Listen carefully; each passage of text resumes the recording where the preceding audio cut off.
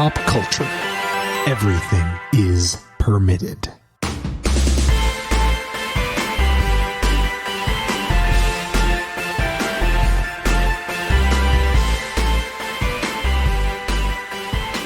Welcome to episode 72 of Everything is Permitted here at Wade's Comic Madness. I'm your captain and host, Julian Brown, alongside my co-hosts, the Man of Steel, Matt Reppert, and the Master of Puns, Brittany Tomes. How we doing, E.T. Butt? I'm caffeinated, and I had E.T. twerking to the beat of our intro music, which is hard because this thing is just ceramic. And he also doesn't really have much of a butt. Yeah, it's just kind of like a wrinkled little...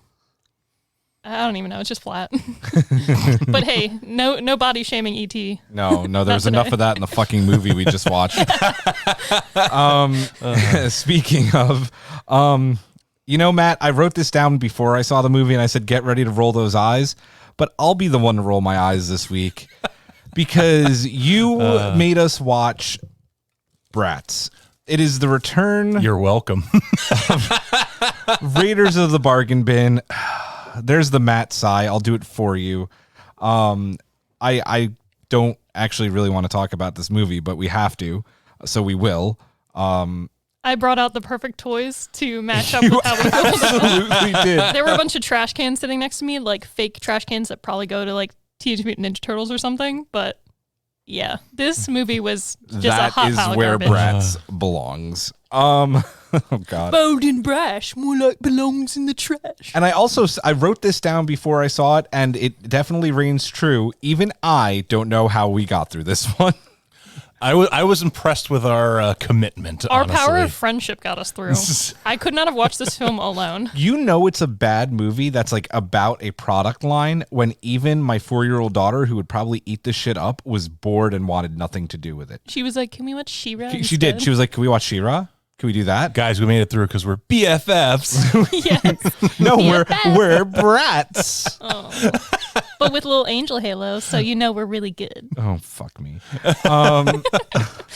Also, which is going to be a much more fun segment, we're going to be talking about some of our favorite toys growing up and ones that may be in our collection right now. And we are also going to be using as reference, dude, the amount of awesomeness that is surrounding us today is pretty fantastic. Matt is being guarded by Skeletor and the Ninja Turtles. Yeah, I'm pretty buddy. excited. I have shields up and photon torpedoes ready. I'm sitting next to my Enterprise B, which we'll talk about in a little bit. We're going to talk to the Enterprise. We are going to talk to the Enterprise. We're going to talk to the computer. And I have Hello, computer. Hello, computer. We're going by Vulcan. I have a reluctant ET booty in my face. And Rocket Raccoon. Yeah, Rocket Raccoon. Some weird like little piggy banks. I can see into Spider-Man's skull because of the It's coin very slot. lock and key. Yeah, it is. Announcements. Our sister show, A Strange New Pod, is doing bonus episodes for the brand new Star Trek animated series Lower Decks. The whole crew loved the pilot. And Matt, you were supposed to be coming this Thursday to debut on A Strange New Pod, and you got fucked over by work. Yep, I'm going to be working a lot over the next month. So they're giving you the lower deck treatment. They are totally giving him the That's so lower decks rude. treatment. It is so rude. But since you can't come on A Strange New Pod on Thursday to talk about the second episode, and seeing that we needed a palate cleanser after watching Bratz, we watched the premiere of Lower Decks again. And just very briefly, why don't you give me, what'd you think? I liked it. It definitely, it's one of those things where there's always that in the back of my mind. And I'd actually, the premise of the show is something that always been settling in the back of my mind whenever I watched Star Trek growing up was, what is life like for the dudes who just work in like the bowels of the Enterprise D or something like that? Yeah. Like, cause you got Picard and Worf and Data and all them being badasses and having a great time. But if you're just some schlub crew member who like maintains the replicator or something, what is your day-to-day existence in this universe? It's pretty boring until someone jams the replicator. I know, or until the Borg invade and you're like, holy shit, what just happened? All of a sudden the ship's on fire. Yeah, exactly. You have a plague you're dealing with. One banana. One banana. One hot banana. But yeah, I dug the show. I mean, I'm already a fan of like almost anything animated. So, this was already my wheelhouse. I love Star Trek. As I said, I love animated stuff. So, Lower Decks was pretty much like a softball pitch served up to me. Yeah. Did you have any of the four who are going to be the main characters? Did you like any of them specifically? I like the I can't remember their names right now, but I like the new girl, and I like the Tendi, and I like the grizzled veteran. I like her Mariner. Mariner. Yeah. I love Mariner. I like Mariner because she's just like, what are you doing? This is like, I already know more than you. Like, yeah, I enjoy. I like both those characters. Yeti shoes. I'm always right. We were talking about on our episode, our bonus pod on A Strange New Pod, how Brittany is Mariner. I don't know. If I drank alcohol, yeah, about to say, I don't think Brittany's quite as like, what's the word? Like, I think Brittany's I'm less happier. of an asshole. Yeah, well, there you yeah, go. but same speed. Yeah. But we'll be doing those reviews every single Thursday as bonus pods for A Strange New Pod. So make sure you check those out. And make sure that you catch our episodes wherever you can find podcasts. And make sure if you have some time to sit in front of a screen, you watch the YouTube videos of our show, because Eric does awesome editing and just it makes the show It even somehow better. makes it funnier. Yeah. Like, I'll watch it and he'll throw something up there I wasn't expecting, or change our little title under our names, and I just like crack up. Sometimes I have to pause it to be like, what the fuck, Eric? He straight up threw me under the bus in this episode with video stuff, so I have a bone to pick with him. But Show and Laurel. yeah, but yeah, definitely check that out. We also have bonus pods on our Patreon. And Brittany, how can people get a hold of those? I don't know how you don't know already. But if this is your very first episode of the show, You never one, know. I'm sorry for what we talk about with Bratz. But two, you can head over to everythingispermitted.com, go over to our Patreon little tab. It'll shoot you over to our Patreon page, and it'll show you two different tiers. There's a $2 a month tier, $5 a month tier, and each one, it explains what sort of bonus content or like little cool insights and doodads you get when you sign up. I think it's worth the $5 a month because you get some really awesome bonus pods, ridiculous shenanigans. I think, didn't we do like Star Wars as a bonus pod and like Cats, the review?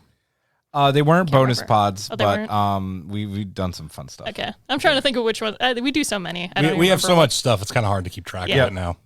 And you also get 24-hour early access. 48-hour early access to our episodes. So as soon as I edit, it goes up on Patreon now. Yeah. So- So usually later on in the day, you're just like, ooh, it's already up. Time to listen. And you get an awesome sticker for our podcast, which goes on anything. It hasn't come off my car yet. It's on the back of my computer. Like, We've had like 2 tropical storms and they haven't gone off the car. So, and Matt's got it on his tablet. So they and are I good mean, stickers. They're as resilient as our podcast. Like, a pandemic happened and we didn't stop recording. Nope. Can't stop, won't stop. Never, never. Yeah, that's why, dude, pandemic equals us watching fucking Bratz.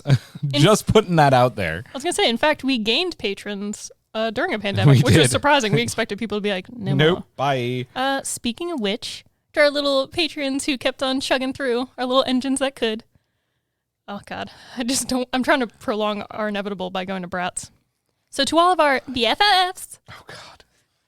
I want to say thanks to Billy Peets, Heather Rappert, Rob Migliaccio.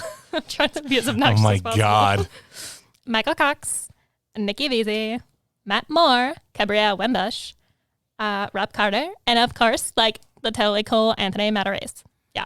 Like, oh my God. They didn't even they weren't even that obnoxious. No, they I just weren't, wanted but- to try If and this be is as someone's Bratz first possible. time listening to the show, they've already probably turned it off. They probably think that's how I am, Yeah. but I'm not. So stick around, please. Matt, if people are unable to join our Patreon and still want to support the show, how can they go about doing so? By going to wherever you listen to Everything is Permitted, whether that be Spotify, Apple Podcasts, or hell, you know what, even YouTube. Give us a thumbs up. Yeah, right. And just giving us hopefully a 5-star review and telling us what you think about what we put out. Subscribe. Like and subscribe. like, and subscribe. Like, And hit the bell so you know whenever a video comes out. oh my Lord. Jesus. All right, guys, let's get into some rants and raves. Who's got something? So you guys already know what I'm doing with my written articles, and I'm gonna crank out a second one hopefully tomorrow or Tuesday, since now I'm not working those days. But I took the bargain bin and did something with it. Is that I basically picked a bunch of shitty movies, put them into a random picker, and picked out movies. And obviously this doesn't come out till Tuesday for most people, so the written review will be tomorrow for Max Steel, which I watched, unfortunately. I love how Matt grumbles, but he does this to himself willingly. Well, the thing I came to the conclusion. I think people like when people suffer because then they're like, my life isn't so bad because Matt is watching Max Steel and Bratz, and I don't have to watch those movies. And Robin Hood. Yeah, and Robin Hood, and probably why I play The Last of Us repeatedly. And Friend Request and Friend Request. The Last Witch Hunter and. Oh my God, we watched a lot of them. Oh my God, we watched terrible fucking movies. Our bargain bins are some of the funniest episodes. Brittany, whose though. idea was this to do this segment? Huh. Okay, you know what? I'm sorry I proposed it. I'm sorry. Bargain bin, more like garbage bin. But yeah, I watched Max Steel and Hey, sometimes you get something like The Great Wall, which was all right. you know what? The Great Wall, in hindsight, I should have known it was good, or at least above average, because Zhang Yimou, I think is how you say his name, the director, puts out good shit. Martial Arts March pretty much proved that to me. I'm like, hey, this guy makes a lot of good movies. Yeah. So, yeah, I suffered through Max Steel, and I'm going to pick another movie either tonight or tomorrow, and I'm not looking forward to it. I hope the next one's called Men Steel. Max to Men. Rant or rave, Brittany? My rant. No, I don't have a rant this week. I don't think I was mad about anything. Well, you did proclaim Last of Us 2 as your game of the the century. That's gonna be my rave. It's just I'm not gonna tire people with the details, but I love the first game, obviously, but the second game, like, it's incredible. And I'm gonna play it like 80 times in a row, so sorry Ghost of Tsushima, I'll get back to you eventually. So did you already beat it, or? I'm literally at the last part. I know I only have like an hour left of the game, but I've chosen to wait to do that, like, for a time where I can actually enjoy it and, like, sink it all in. Gotta do it this month. We gotta do that bonus part. Oh, I'm gonna do it. Hopefully either later today, if not there you tomorrow, go. because I have commissions, which is another rave. Yeah, a lot of people just keep giving me things to paint, like little minis and models and stuff. I have so much on the horizon. I think I might have to, like, cut off at some points, being like, hey, I already have like 2 commissions this week. It'd be one thing if I, like, didn't work at all. Now you get picky. Well, not picky, but I know. Just let them know, like, hey, give me a week to finish these, then I can do yours the next week, etc. You're going to have to schedule people. Yeah, because I'm going to have bigger ones, too. And, like, it's one thing if it's, like, a small person like this, but if I have a bigger project or, like, a Warhammer unit, I'm going to be like, this will take, like, 2 weeks. So I still can't get over how awesome of a job you did on Lion Cat from Saga. Like, I'm stoked. Oh, yeah, I have to post the final pictures for that. I forgot Oh, did you do the eyes? Yeah. Nice. So it'll be, I guess, today when I get home. Whenever I find time, I'll just post pictures. Yep. I gotta let Rich know I finished it. But yeah, that's it. Just, I love that freaking game. It's my life. Julian. I'm going to do 2 quick raves. First, we just briefly talked about Star Trek Lower Decks. Listen, the Star Trek fandom and Trekkies are very polarizing, to say the least. And there is a whole section of the Star Trek fandom, Trekkies, Trekkers, whatever you want to call them, like, that are doom and gloom on anything new Trek. They want to sit in the basement and quote canon. And listen, I'm particular about canon too, but I'm not going to, like, threaten people's lives and bullshit over, like, a couple of mistakes in continuity. Having said that, I am so thrilled because we've been, doing so much on social media to promote the new show and Lower Decks. Almost all of the Star Trek Twitterverse and Instagramverse have been very positive on Lower Decks. People are loving it. And I know our friends over at Star Trek Discovery Pod also really enjoyed it.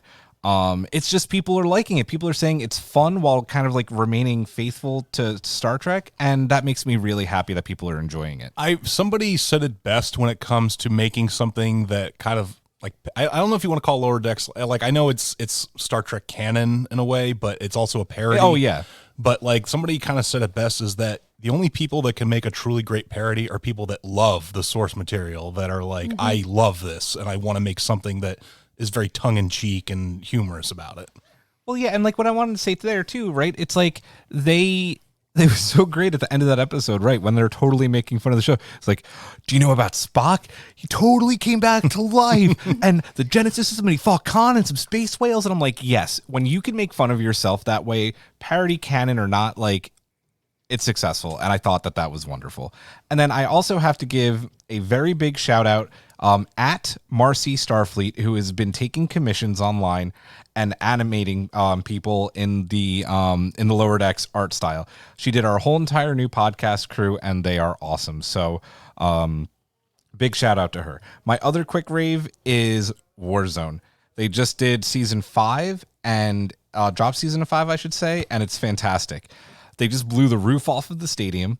So there's the whole stadium you can go in now, and like 3 different levels of parking garages. So it's like, it's kind of crazy because you could hear people like walking above you, and you kind of have to be strategic there. There's a whole new train station concourse, and there's also a train now that goes around the map, and it's like Can we say though that they smashed like another massive update into this game? That shrank the game though after the update. Did it? I had to look. 'Cause I Yes. remember I was like, are you shitting me? Like a 70 gig update on top of this 100 something For game? every seat in that stadium. Yep. Did you see the video my brother showed me where the first people that dropped into the map, literally every single person decided to land in the stadium, and it was just ridiculous. Oh yeah, it's chaos. It's still Like, happening, and people are just going in, and it's just it's like, murder. Yeah. Yeah. I will say, just going to the real world real quick, is that, you know, with obviously sports not allowing people in the stadiums, they put cardboard cutouts. Yes. I want to give a huge shout out to whoever put like Bernie from Weekend at Bernie's Dude, in the yeah. stands behind home plate.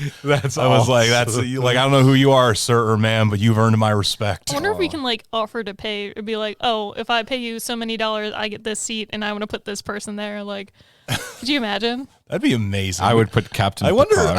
I wonder if you can like we can contact the Phillies or something and like say like, look, nobody's using those seats. Can we just stick a cardboard cutout there? And It'll just be us. Free advertising. Yeah, the everything is permitted crew. They would make so much money that way. If they, But there would be so many signs. There would. Like Luke Oil, everything is permitted. Walmart.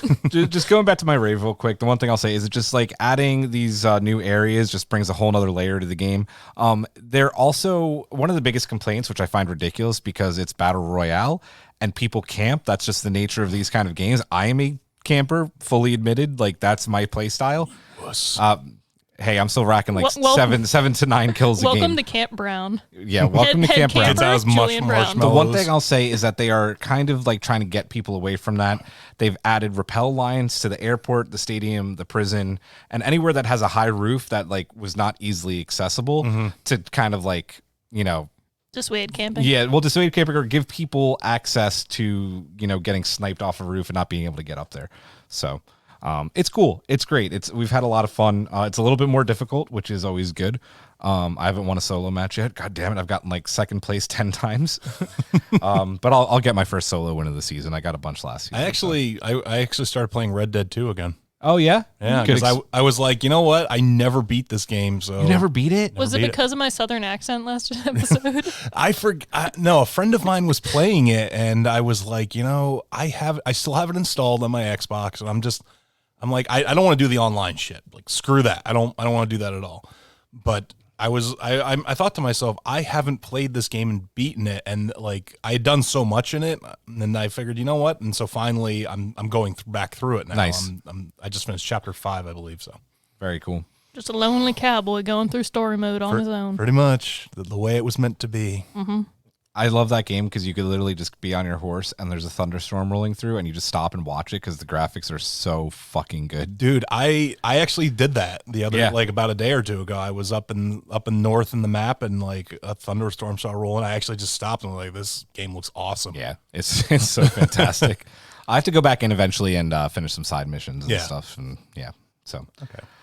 Anything else, folks? No. Alrighty then. It is time. What? What did I do? Nothing. Alrighty then. Okay.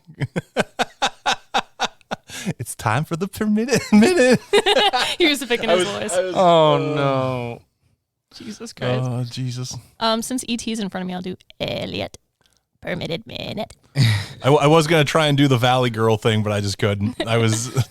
It's the permitted minute. Oh my God. Oh my God, Julian went there. I did. Yeah. Like, OMG. that's so sway.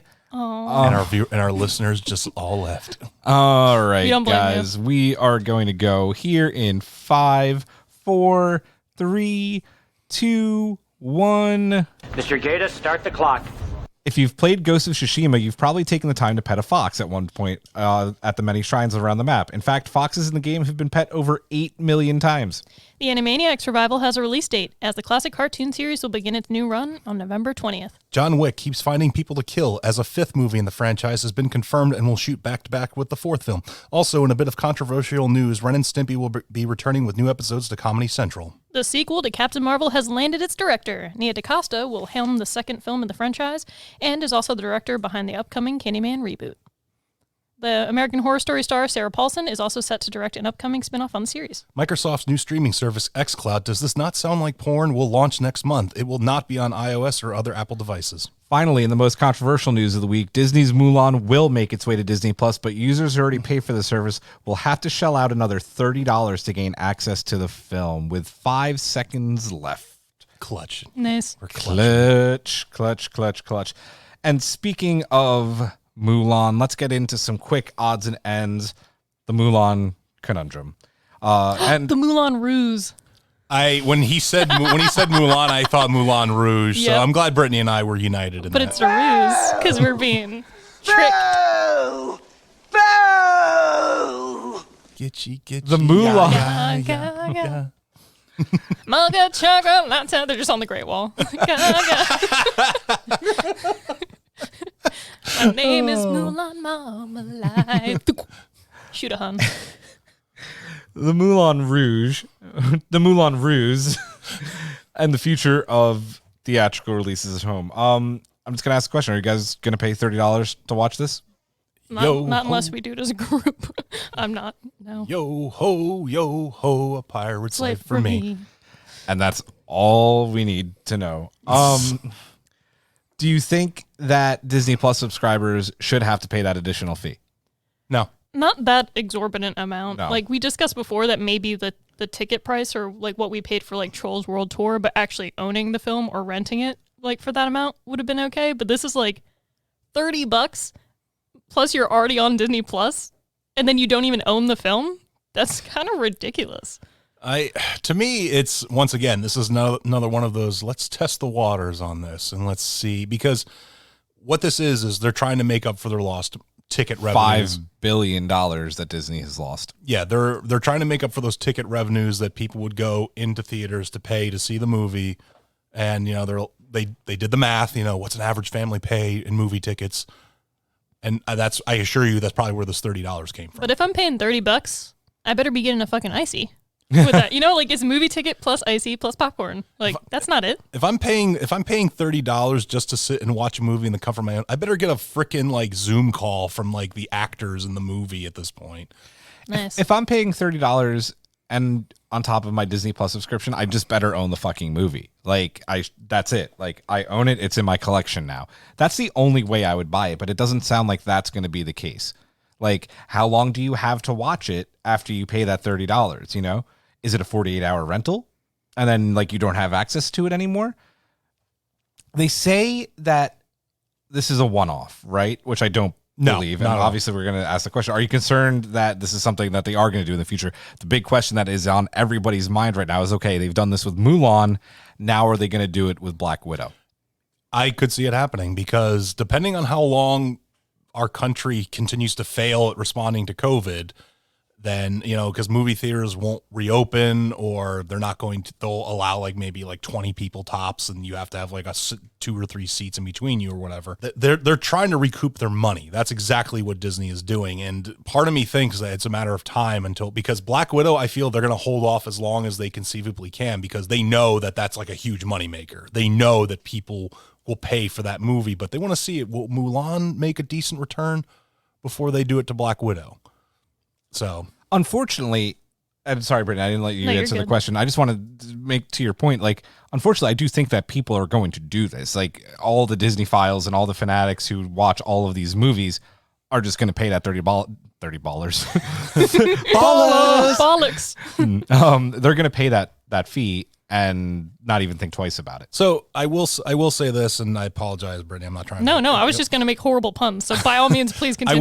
I will say this, and like, yes, I will illegally download the movie to initially watch it. I will buy the steelbook of like whatever Mulan stuff like that, or at the very least, get my hands on it in some digital fashion, the live action, if it's good and all that.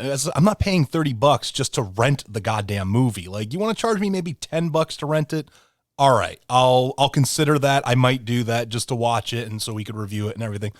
$30 is too much. That is an insanely expensive price just to rent a movie. It's the Great Wall of Fees. But you know what? Mother of God. Disney is the pay king. I got that. That's pretty low Hey, King. even for you. Oh. Well, That I was had more, and now I'm not going to continue. no, you should, but that was like, wow. We'll just have to see where it goes. God damn it. Good Lord. The last thing I want to say about this is Karen and I actually got into like a pretty big fight about it at Geneva's house. Not like a fight, like yelling fight, like a playful fight about the subject. Because she wants to buy the movie. Like it's like a no brainer for her. And I'm like, $30 giving to rent it. $30 to an illegal monopoly. That's what Disney is. There's no getting around that. And the United States doesn't give a shit. Who even though they lost $5 billion because of COVID, is still Scrooge McDuckin in money. Like, you know, it's ridiculous. Like, come on.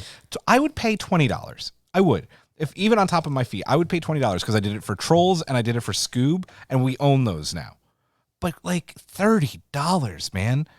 You know, it's I don't know. It's greedy. It's greedy. That's what it comes down to. The other reason why I think that this is kind of BS is that these live action remakes do not have a good track record. No, they don't. No, they're just to keep the rights to the story, which Disney already shouldn't have because it's Mulan. Yeah. Anyway, that's all I'm going to say. Honestly, one of these days we should just do a Disney episode where we just talk about Disney, the company. And Just shit on them. Just shit on them. I think and never- Brittany would just do that entire episode. Oh no, dude! I try not to be so I'd be pessimistic, I'm totally on board with Yeah. that. I also have very strong feelings about Yeah. Disney. Like, I love and enjoy Disney films. Yeah. As, like, you know, it's part of everybody's childhood. Like, there's stuff you love, but like, the more you see them do, or like these power moves they do, and like they have like, it's not even recent. Okay, they've always been not a good company. They're just getting more greedy over time, and it's just getting more prevalent how big of a chokehold they have on the entire industry. yeah. It's not bueno. But yeah, $30 is just too much. Too much for the people. It's a pandemic. Who's got $30 to spend on Mulan that they're not even going to buy? people are gonna do it. I know they will. Disney people, love yourselves, please. Just love yourselves. The thing is too, though, like I just said, they don't have a good track record. If this was Black Widow, I'd be thinking twice about it. Because it's Marvel, and at least it would be like, oh, this is a Marvel film. Because Exactly. it's a movie you've been looking forward to for, because everybody has been clamoring for a Black Widow standalone movie for years. And so. the MCU has a fucking fantastic track record of making franchise. amazing films. So we'll see. Maybe they'll make it a little cheaper before it officially comes out. I'm guessing they won't. And then obviously we'll wait to see what happens with Black Widow. So. Dirty 30. It's time. No. Julian's like, can we just talk about Disney more? It's time. No. Oh my God, do you mean like when they roll out of bed and their hair is perfect already? Ding, ding, ding. It's time to wake up, girls. Zoom call with my besties. It's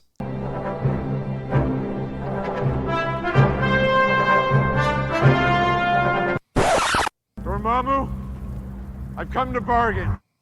the return of Raiders of the Bargain Bin. This is the most disappointed I've ever heard Julian sound. I know. It's amazing. I hate you so much, Matt Reppert. My favorite part, I Got want to you. tell the audience ahead of time, was when you first accidentally hit pause on the movie or whatever, it was 30 minutes in, and I saw like the timestamp, and I was like, wait, we're only 30 minutes into this That was a disheartening moment. Because I felt like we went through 2/3 of the plot. I was like, I get it. Crying. Oh my gosh. Gone with the Wind is like what, 4 hours, and this is about what that felt like. This was gone to the bin. Oh, The bargain bin. Yeah. I don't even know. Arguably as racist. Arguably is racist, and arguably you might not even find this in a bargain bin. I hope not. The good news is we didn't have to pay for it. Yes. Thank God. Thank you, God. Netflix, for not charging us $30. Oh, damn. Let's get right to the Rotten Tomatoes score. Oh man. How the critic score is even this high is beyond me, and this is a low as fuck number. 10% is 10%. I want to know what critic. 1% for every age of the child watching it. I want to know what critic was like. Yeah, this is a decent movie. It's fresh review or whatever. Oh, I mean that's not they're not going to get a fresh review. No, I know that, but I mean like how they do the percentage. Oh, I think right. like they go off of like the amount of like bad or good reviews. I don't know how Rotten Tomatoes works. And then this shocks me even more. There is 46% of the world public who think that this was a good movie. To be fair, it's not the whole world. It's whoever watched this movie and went to give on it a to rating. Rotten Tomatoes. Fair Who enough. felt like giving it a rating. And that has to be because of nostalgia for whoever obviously played with these toys and may have watched this movie as a kid growing up. Like, I don't even remember any of these songs. I just know they lasted way too long. Are you on Rotten Tomatoes right now? No, I'm on their wiki page for the movie just because I want to look up some things. Jesus. And a woman wrote this movie. Oh yeah, that's right. Yeah, well, we saw a screenplay, and I was like, Yeah, Susan Estelle Jansen. Did she though? Did she? No, I mean, like, did she? How many people rewrote that script after she probably wrote maybe a decent script? So she did the screenplay, but it says the story is by Adam De La Pena and somebody named David Eilenberg, I think is how you say So his two name. dudes. yeah, which makes sense because we'll get to that later. Yeah. Matt, you're the one who decided to put us through this steaming hot pile of garbage. So I'm going to let you go first. So the only reason I even know this movie exists is you can still find the trailer for it on YouTube. And this movie came out in 2007, first of all. And this forum I go to, somebody put the trailer on there, and the trailer is like one of the most like, this movie's going to be terrible things I've ever seen. And the movie's always stuck in the back of my mind as a result of it. But obviously, this movie is not targeted towards anybody sitting at this table. It is targeted at young girls who want to play with dolls and go shopping and all that stuff like that. You know, that 2000s crap that, Guys, you know let's what's a go shame? to Forever 21. In 2007, I was 13, and I still was nowhere near this.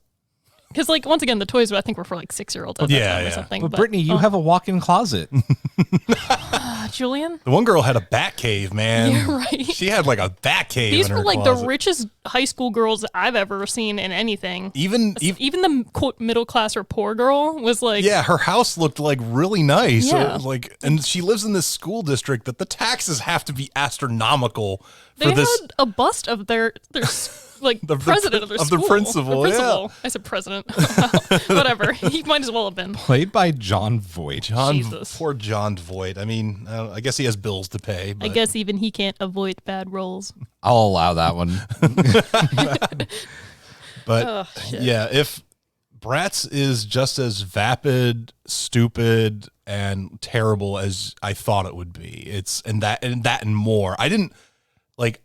As was already pointed out, like when we saw that we were only 30 minutes in, like that was one of the most terrible. It was like a nail in a coffin. That was, oh my God. I just remember thinking to myself, holy shit, I don't know what I did by suggesting this movie because this is going to be wild. Can I just say, Matt, you didn't just suggest this movie. You brought it up every single week I that know. we were talking about bringing Raiders of the Bargain Bag. He's like, but guys, are we going to do Bratz? Let's do what about Bratz. Bratz? Let's do Bratz. I'm like, because he wants to get it out of his system. It's been like an earworm in his head. Pretty much. And he's like, And now you all suffered because of it. and so here I am congrats. thinking, oh, it can't be that bad. Oh boy. yeah, I was thinking maybe this will be like any other movie I'd watch with like one of my younger cousins. No. Jesus. Like I think it could have been even worse somehow. I don't know how that. Like they could have objectified the girls even more, you know, like I was expecting more of that, but at the same time there was enough little creepy things that happened. Oh, there was a Yeah, lot of creepy things that God. happened. So the younger brother of one of the main characters, Of Yasmin. Yasmin, who apparently was supposed to be Mexican or Latina. We looked up, apparently the actress was like born in Spain or something, which I get, but they weren't even focusing on Spanish culture. They were straight out calling it Mexican culture. Nobody in her family was Mexican except for all the side people, like the 20 plus people they had living in her house that were pretending to be mariachi players. The fucking And- mariachi band at the dinner table. It was like, and her mom was even like, Bubby is going to take care of, like, well, no, you don't say that in Spanish. Like, what the hell? No, was you're going a on? Greek actress Yeah. playing a Mexican and saying all the wrong things. But that's also partly to the script because it was so inherently fucking racist. It was. Oh. The poor black girl, they had her saying, like, well, right away when they had the Zoom call with each other and they woke up, she was like talking to them and she was like, What did she? she said said, something. I'll where see you sisters later. Oh, And yeah, I was that's like, what- don't you fuck, like. And that, but you can tell there was some dialogue where it was like her saying what she wanted to say, but then you definitely know a director in the background was like, can you say that? Or I guess a guy in the background was like, can you say that line again? But, you know, a little more ethnic, I was gonna say urban. ethnic. And like, they made her like sassy. And then the one time she tried to out-sass the popular girl, she was like, you need to take anger management. And I was like, oh my God. Anyway, back to the supposedly Latina family. The younger brother, this kid's like 14 by that point in the movie. Like he ends up becoming a freshman in high school after do that time jump. There's a 2-year time jump. And yes. he goes over to the popular girl's house to like, I don't know, try to impress her, yeah. give her the Did they ever video. really explain that? He's just a dick. Yeah. But anyway, her younger sister's there. This girl's like the age of the girls that are buying Bratz dolls. Okay, she's like 6, 7, I don't even know. She was 11. 11 apparently. I don't know. She looked young. Creepy. Creepy. This kid hits on her.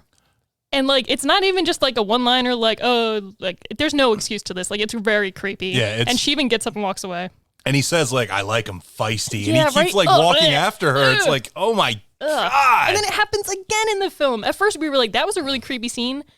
That was weird child grooming stuff. I don't like it. And then later on he does it again where he sees her again and he's just like, oh, hey. And then you're like, oh my God. And then at the end of the movie, that MTV executive that shows up, man, he just screamed What like Harvey a Weinstein. fucking creep Yeah. ball. Because he's just like, oh yeah, Meredith, you were great, but you 4 girls. And just the way he like says it and looks at him, I'm like, ew. It was disgusting. Yeah. So script was atrocious.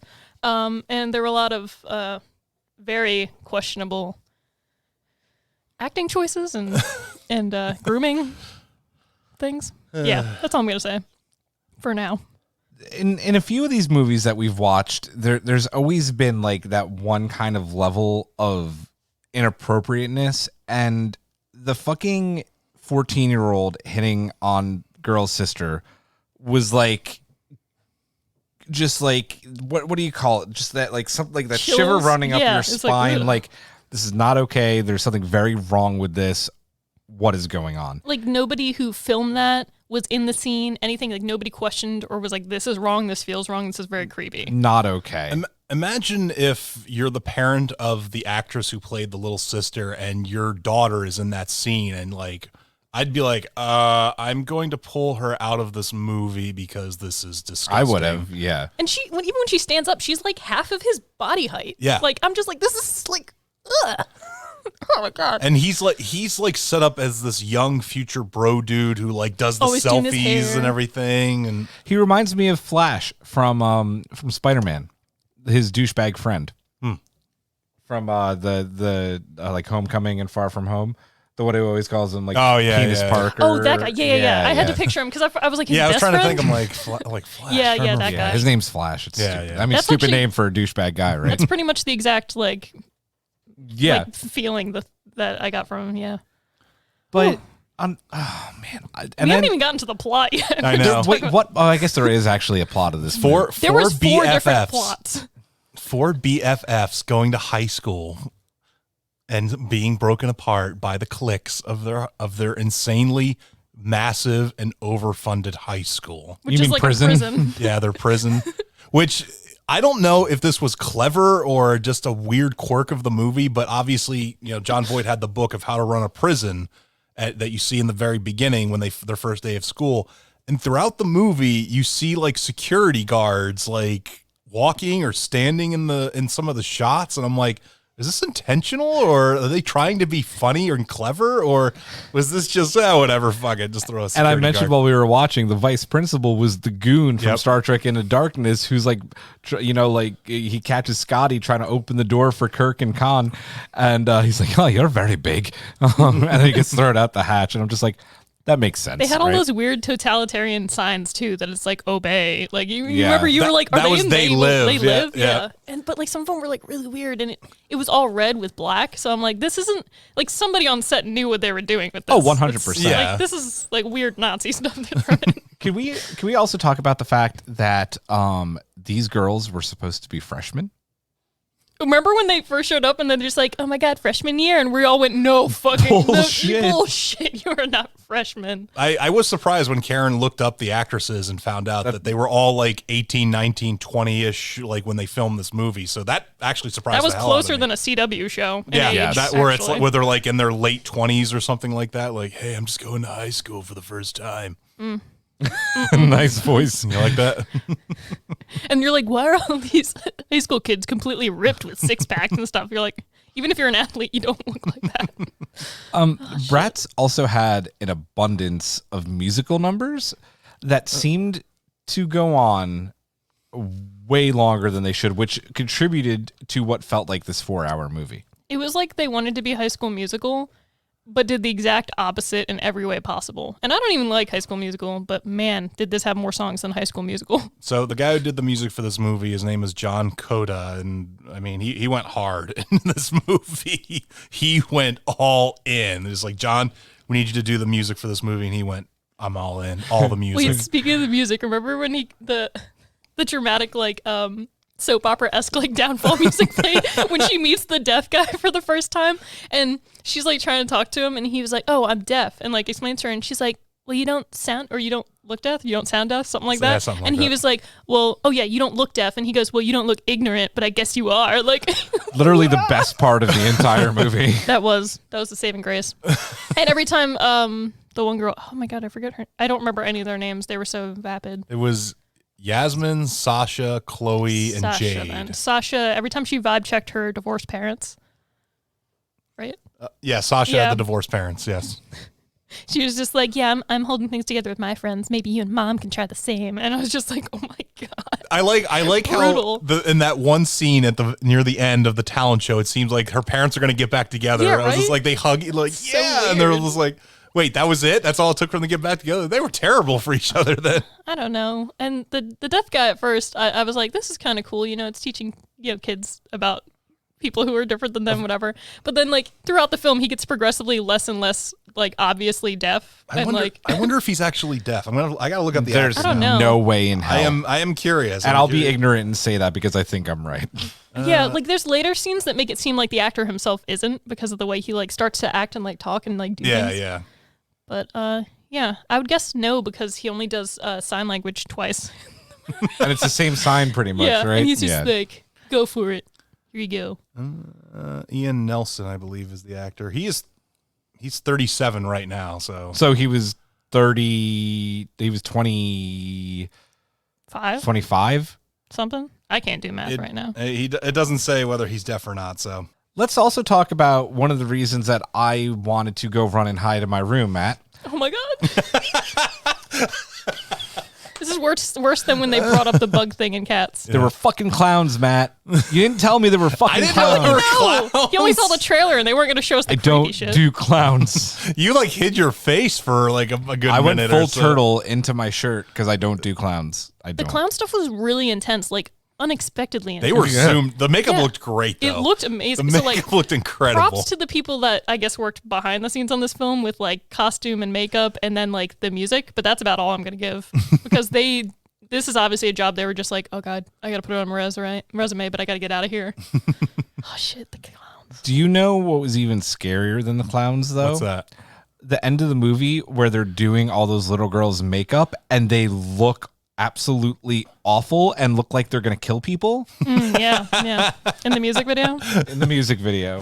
where they're all holding hands and there's sunshine outside, but it's raining. Can we? I even said this when we were watching this, but the fact that they had a music video for one of the girls, and I think it was the girl who played Jade, the Yeah. brainy one. I'm amazed you still know their names. I also Oh, have that's that up right. It's also funny because all their names are like super stereotypical for Oh, yeah. supposedly. Are those the names races of they're the supposed to Bratz be. dolls? I don't know. I think so. I'm assuming they are, but But Yeah, Jade, Sasha, Chloe. But Jade, the brainy one, has like a full music video, like she's a singer and everything. When Yasmin is supposed to be the musically talented one. But you see, all the Bratz are stars, and they got to sell all their like mics and everything. They're all amazing. Collect them all.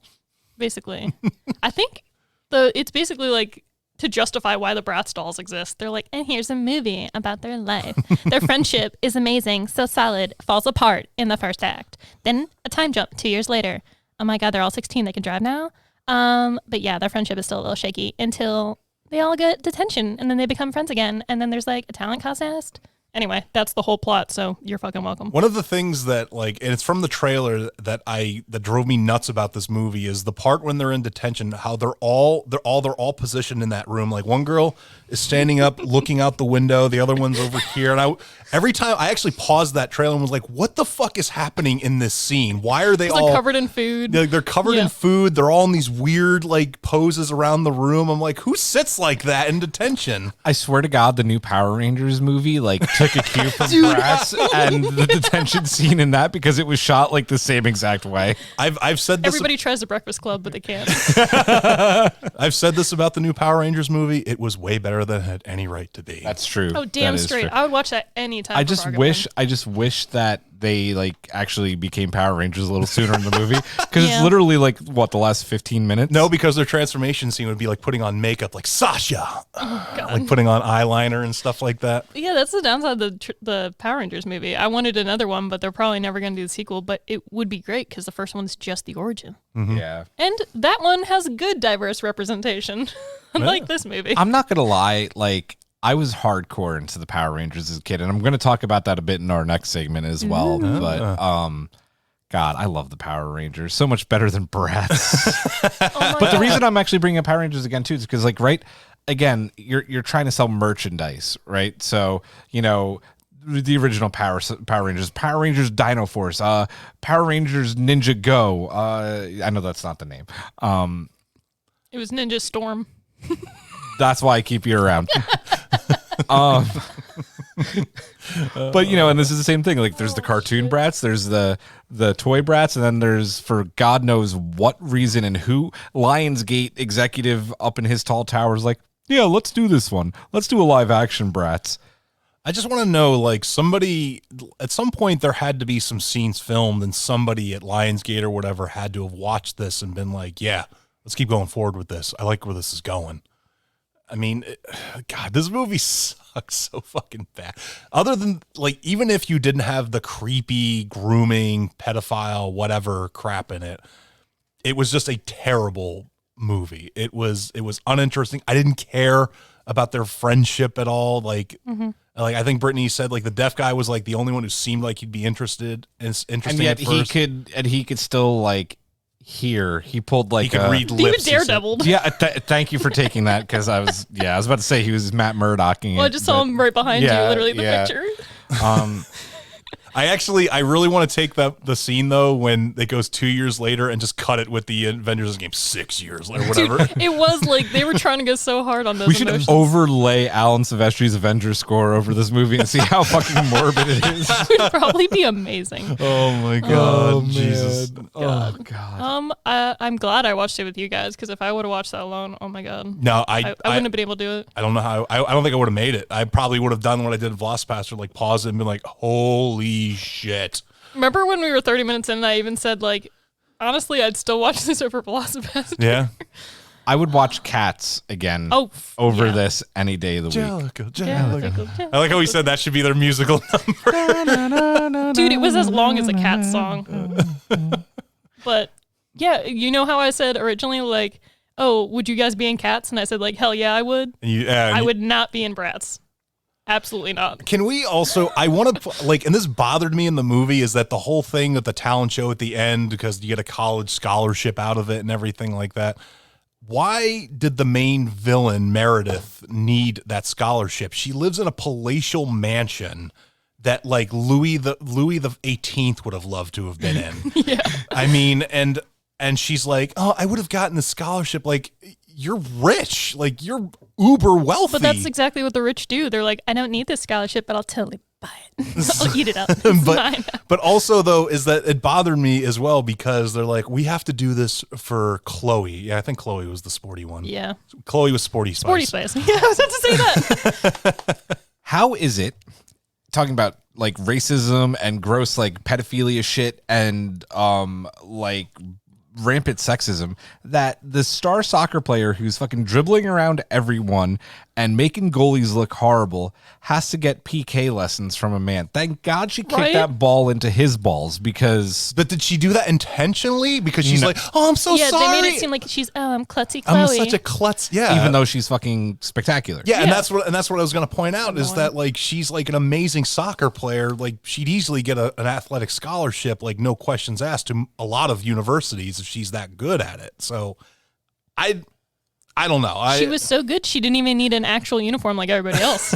She just wore You were a little complaining tank top. about this so hard. She wore her tank top with There like was- a white undershirt underneath. During practice, she was the only one wearing that. And I get it, like they wanted to make her stand out, but she was like wearing long pants, like she was wearing like this too tight of a shirt and like crop top tank top. And I was just like, no one would show up to soccer practice like this and not be dressed like everybody else on the team. What? And it was all the time. And they gave her jersey for the first time, and it was like a child's. Yeah, it was like this, like, hey, Chloe, come on over here. And I was like, that literally would fit on one of your arms. But props to the best actor in this movie. One of the girls on the soccer team. Remember the one that they try to get to wear heels? Yeah. Her acting, better than everyone in the film. Better than fucking John Voight. Like, all the main actors were basically waiting for their lines. Can we talk about John Voight for a second? How much money did they have to offer him to make him sell his soul to be in a movie called Bratz? Can you look up on your fancy machine there, looking. John Voight? He won an Bratz? Academy Award for Best Actor for The Champ in 1979. And yet here he is in Bratz. Do they have salary Biggest information? dick No, I've I ever don't- heard. Maybe it was a way for him to try to connect with his estranged daughter, who was also too old to enjoy About to Bratz. say, Angelina, I'm in Yeah. Bratz. Will you love me now? Like, no, Dad. Oh, I and in don't- the movie where she's like, "You're a great dad," and Julian immediately was like, "You're a terrible dad in real life and in this fake movie." Yeah. This movie had a budget of 20 million and actually profited and made 26 million. Because a bunch of 10-year-olds saw it.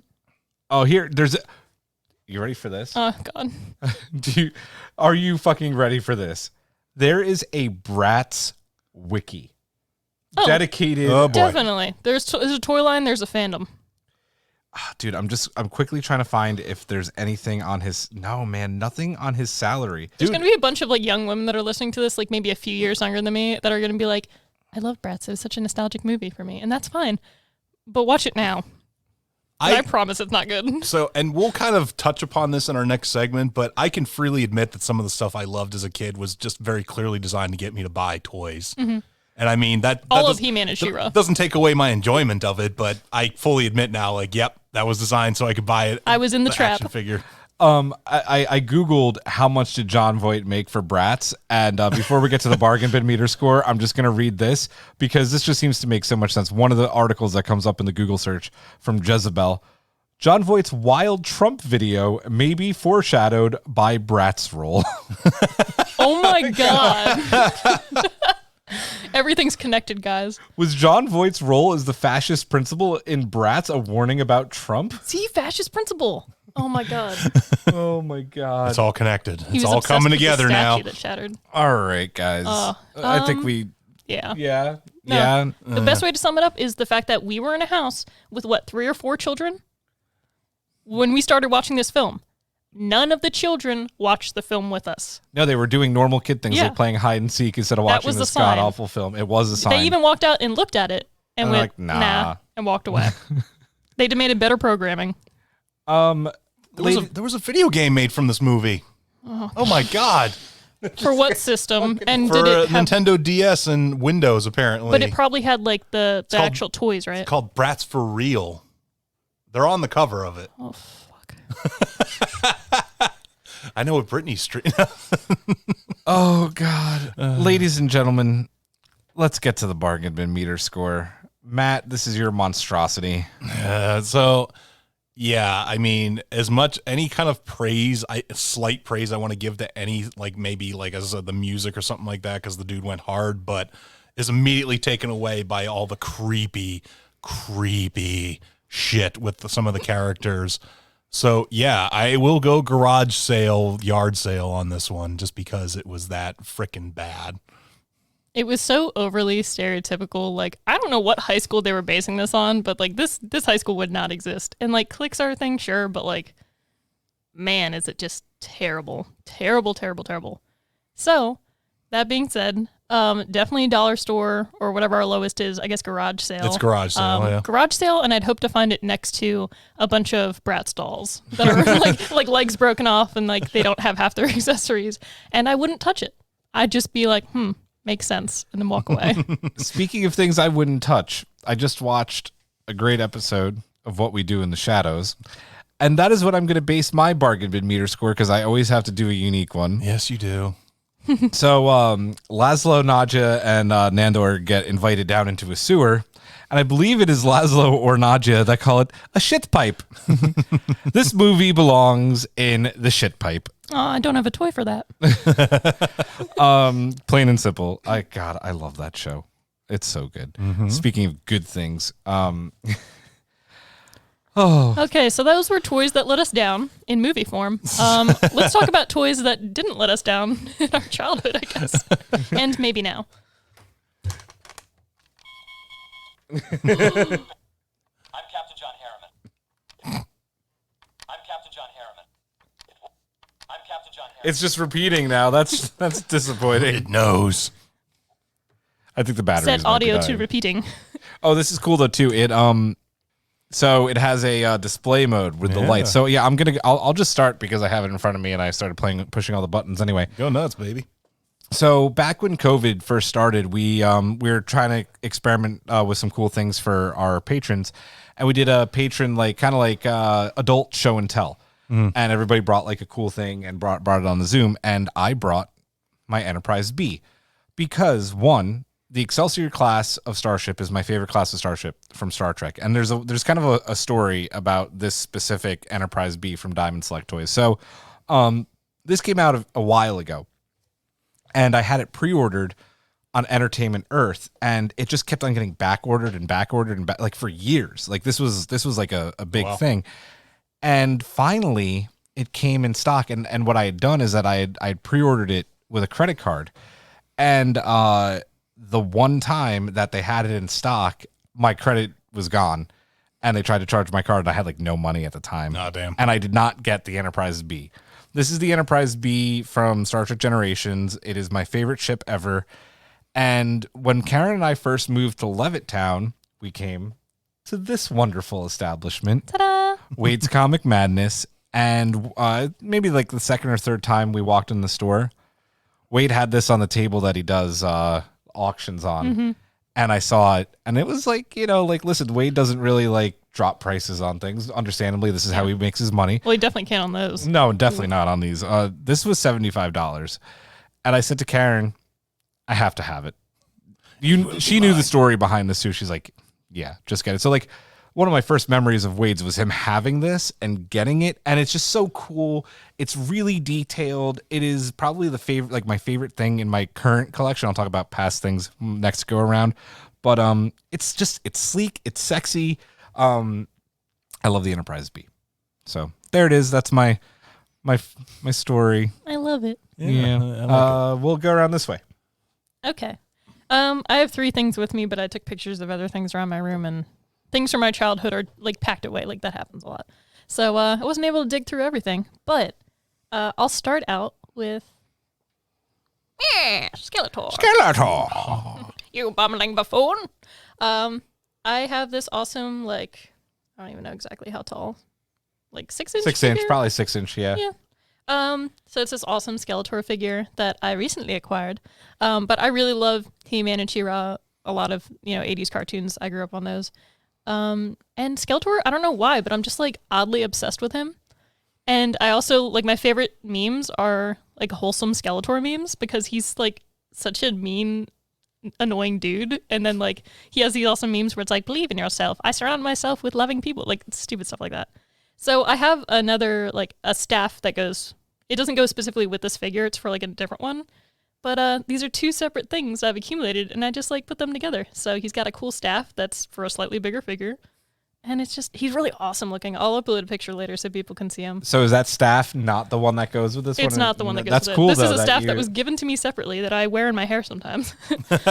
That's cool, though, that you mix and match. Yeah, because, like, if he just sits on my shelf with what's slowly becoming a Skeletor shrine, I guess. Yeah, I have a bunch of, like, Mega Constructs, tiny figures for, like, almost every character in, like, He-Man or Masters of the Universe, should I say. So, yeah, that'll be my first show and tell, because anybody that knows me knows I'm just randomly obsessed with Skeletor.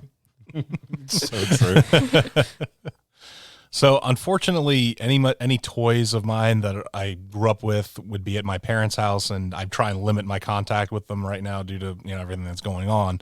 So I couldn't go upstairs to my old room and dig through stuff, but I got my stand-in Funko Pop Ninja Turtles in front of me because somewhere in my old room, and I do need to go through it, is I have the original Ninja Turtles figures with their weapons and their little shurikens that went that's on their awesome. belt Yes. and all that. Because I remember years ago I saw it and I was like, because I had them in like this little box and I was like, awesome. I loved Ninja Turtles growing up. You have no idea how much I love Ninja Turtles. So I love them so much.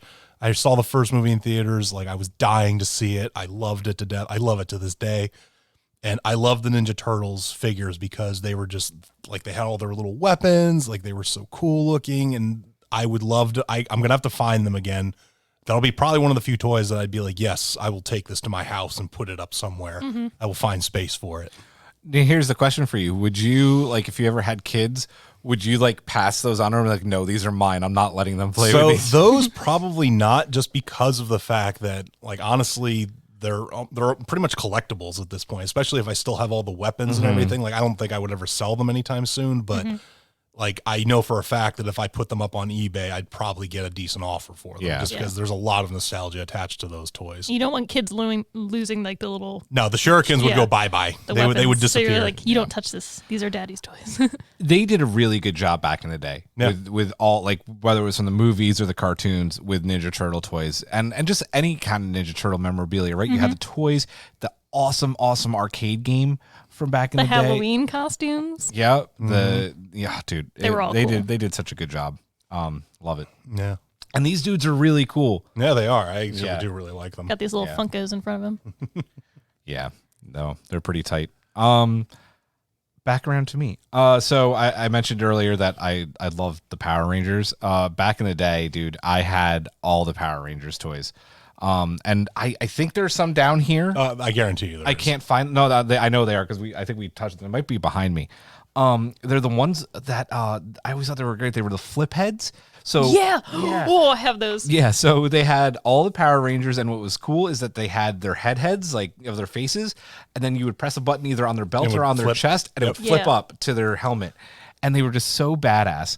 But I don't know if it was like I thought he was like cool or just maybe I had a mini crush on him, like, I don't know, but like I kind of had an obsession with Tommy as a kid.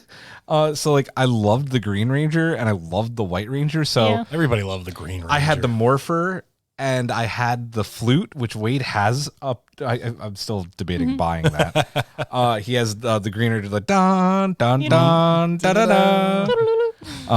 I love synth that. music. And then when he became the White Ranger, I got the sword. Yeah, and it what was a big deal. dude? Let me tell you about the sword. For back in the day, for the '90s, right?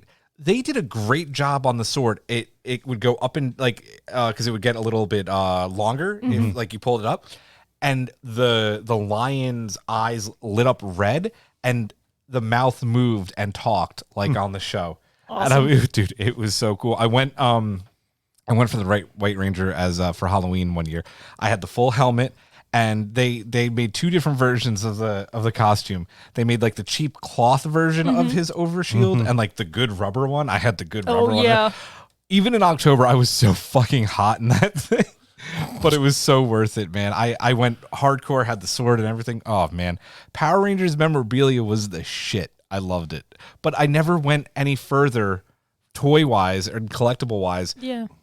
I just had original stuff, never Yeah. for any of the offshoots. Not Dino Charge. No. Not Ninja Storm. No. But there's a cool comic run going on right now, right? Like there's Yeah. a Ranger killer. And then this is a little bit off topic. Did you guys ever see, and it got like taken off the internet because Bandai, or is it Bandai? Yeah.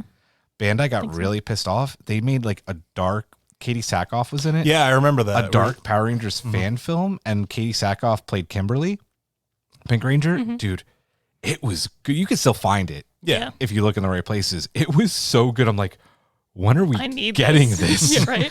I'm sure she'd do it in a heartbeat. Oh, 100%. But yeah, I love the Power Rangers. I loved all the merch. Yeah, love it. Now you make me want to talk about it a little bit because that just Do reminded it, me yeah. when you brought up Power Rangers. I still have the original membership box where if you join like the fan club, it has shoelaces in it. The original Welcome to the Power Ranger Squad VHS. I need to. It's in my closet or something. I'll have to bring it in so you can see it. Oh my god. But yeah, I was Rangers for Halloween too. There was one Halloween. Or I guess we did something like we went down the shore, so they have like that early Halloween thing. So I had a costume then. It was like that year I did like, I was somebody from Harry Potter, but before they actually had like Harry Potter costumes. So I was like, I'm a wizard. But that year I was also like the Pink Ranger. We were obsessed with like Power Rangers as kids. Like there's so many pictures of me as like a 3-year-old or like a 4-year-old wearing like a massive like Power Rangers t-shirt because my cousin got one and it was like way too big for me. Like, so that just makes me so happy. I think I was the Red Ranger and the Pink Ranger one year because I couldn't decide between the two to wear. And they're like, you okay? But I love Blue Ranger and Tommy. They were my favorites. And you know what's really cool about Tommy? Who's the actor that plays him? Jason David Frank. Thank you. Jason David Frank is still like hardcore. JDF. Yeah, he's in like the community. Yeah. He's been back on Power Rangers since, like in like the offshoots. Yeah, he's the one that like does everything. Yeah. So Do you remember when somebody tried to like assassinate him or like attack him at a convention? No. Do you remember that? Yeah, that shit was weird. Because he would go to legitimately almost every convention. But look it up. I don't know if they were like really trying to kill him, but somebody tried to like attack him or something. It was weird. But I'm like, why would you attack Tommy? Boy knows martial arts. Stop. You're up. He's gonna summon Okay, the yeah. dragons. So my next guy, you guys know that I'm obsessed with Final Fantasy. I love, Wait, really? especially, I know, amazing. I didn't know that. Final Fantasy 7, 8, and 10 are like some of my favorite games of all time. So I brought my Vincent figure from Final Fantasy 7, Vincent Valentine. He's like kind of a vampire, kind of awesome, got like a cool claw and shoots. You know, it's weird when people don't play the game because you're like, that sounds really odd. But it's the original toy. It's the Japanese version of it too. So yeah, it's really awesome. I actually got this. This is another Wade's find, or was found for me at Wade's. And it's super awesome. Also Bandai, look at that. But it's one of the original lines of figures. I also have a Tifa that stands up. She has a little platform. She didn't have a case, so I didn't keep her in there. And I took more pictures in my room. I have like the airship from Final Fantasy X. I have Selfie from Final Fantasy VIII. So like I slowly accumulate figures. And I know right now in the store they have a bunch of Final Fantasy X figures, like, but it's a whole group together. They're like this tall. And it's running like $300 or something crazy. And like right now in my life, I'm like, I don't have the funds for that, nor would it make sense because they would just sit on a shelf. But like maybe one day I'll have them because I still think 10 might be my favorite game of all time, as much as I love 7 and 8. But yeah, so Final Fantasy. If anybody has a Final Fantasy figure they don't want, like hit me up. I love Final Fantasy. Brittany.tomes at everythingispermitted.com. Email her. Yeah, I love it. So I loved the hell out of these, and I don't know what year they came out. I might have been too old to be playing with them, but goddamn it, I still loved doing dumb shit. But Star Wars Micro Machine stuff, because they did like these, they did like this, all these different ships from the Star Wars universe, X-Wings, Star Destroyers, everything. I had like a shit ton of them. And I don't remember how old I was when they came out, but I remember just like doing like the zooming and stuff like that. Mm-hmm. I obviously love Star Wars, and I'm a huge sucker for anything Star Wars. So having these like smaller portable things that I could just play around with in my room and all that, it was like a no-brainer for me. I got like I said, every one of those damn things. I used to have fun with the Super Star Destroyer and all that. And it makes me miss being a kid, honestly, when I could like enjoy that just stuff. Play all day. Just mess around and just like run away with my imagination for the day pretty much. And I've actually kind of looked for those just to have them again, because I don't know if I still have them somewhere in my room.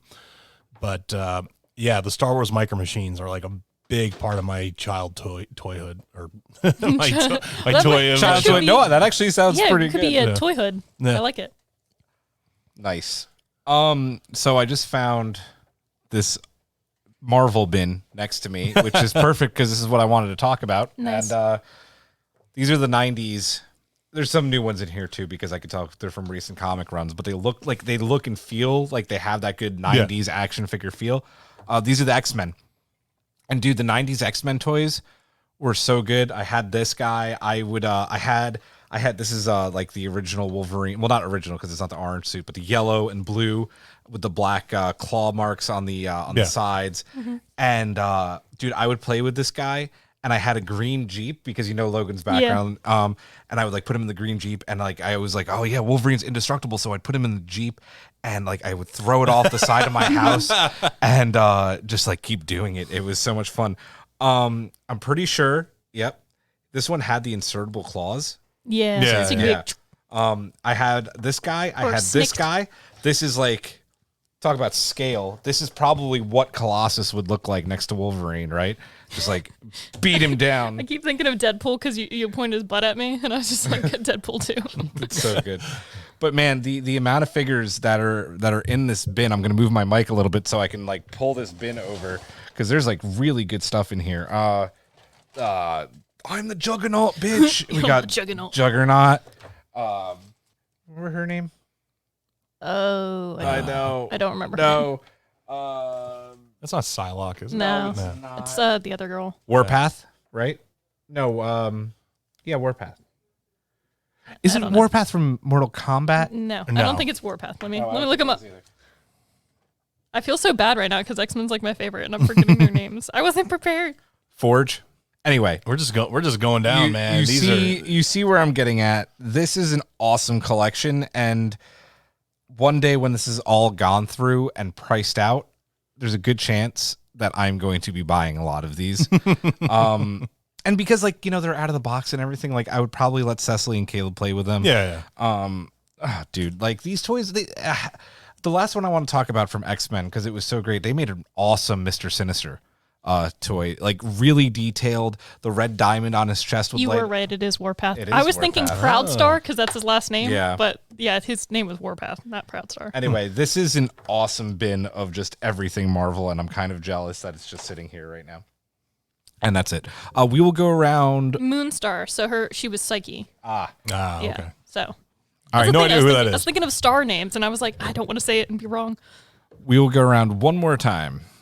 There's so many tools to talk about. Let's talk about Light Bright. Just kidding. I fucking loved Light Bright as a kid. That's my honorable mention. Nice. So right now, this is gonna make a weird sound when I open it, but I'm holding in my hand a little like makeshift Coruscant. It has like a little stand it's on, and it's like a Which a is funny sphere of because the it looks planet. nothing like It, Coruscant. Yeah. it doesn't at all. But it's from Star Wars Episode 1. Because I brought this because it's the closest Star Wars toy I just had around me I could grab real quick before I came. But I was really into Star Wars. Still am. We all are. Let's be honest. And as a kid, we had so many of the action figures because my brother and I, since we both liked it, we would like combine our forces. So like during Christmas or different, birthdays, we'd be like, well, I really want to get, the Mustafar set. You get this set. And then together we can do these scenes.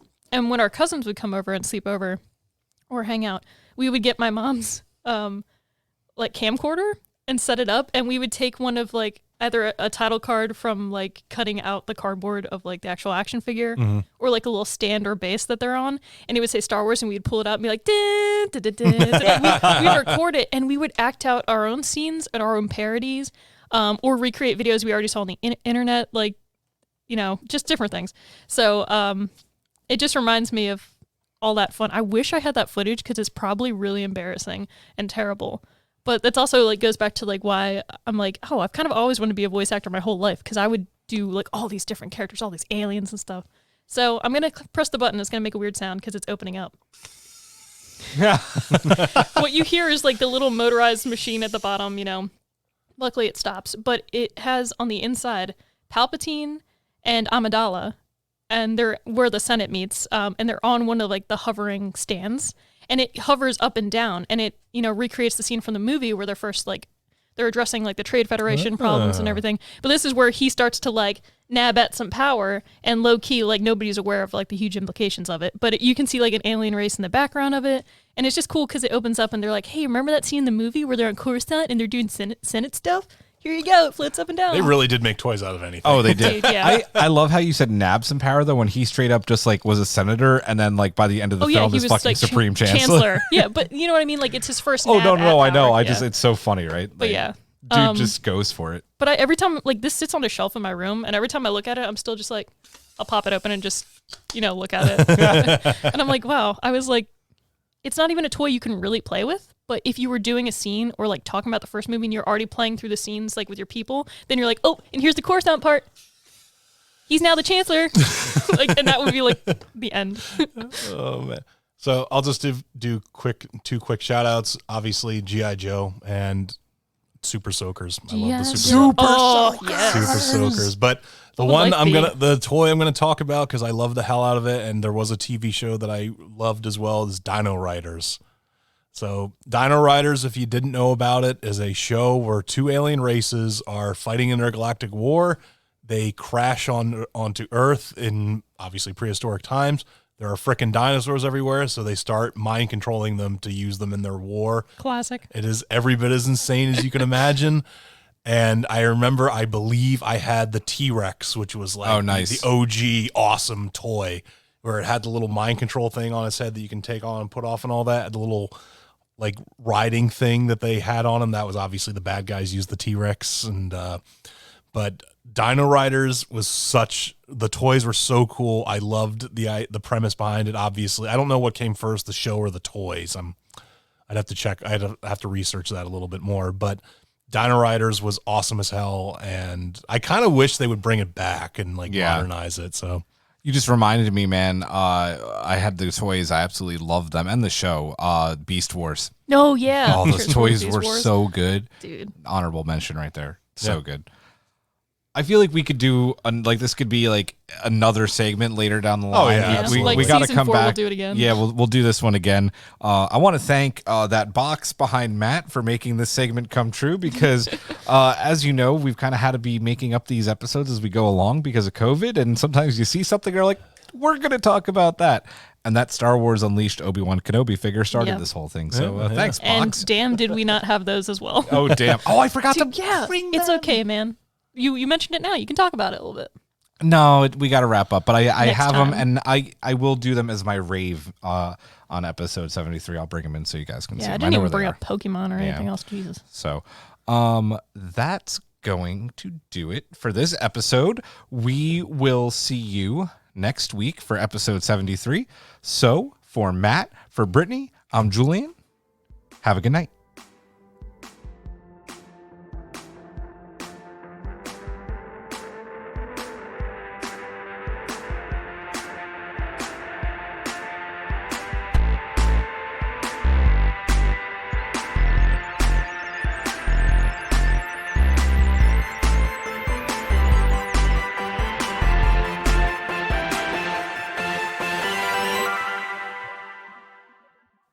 You can find Everything is Permitted on Apple Podcasts, Spotify, Google Podcasts, and YouTube. Everything is Permitted is produced by Rob Bigliaccio, Nikki Veazey, and Geneva Stein-Shivers. Our executive producers are Michael Cox, Brittany Tomes and the Tomes family, and Julian Brown.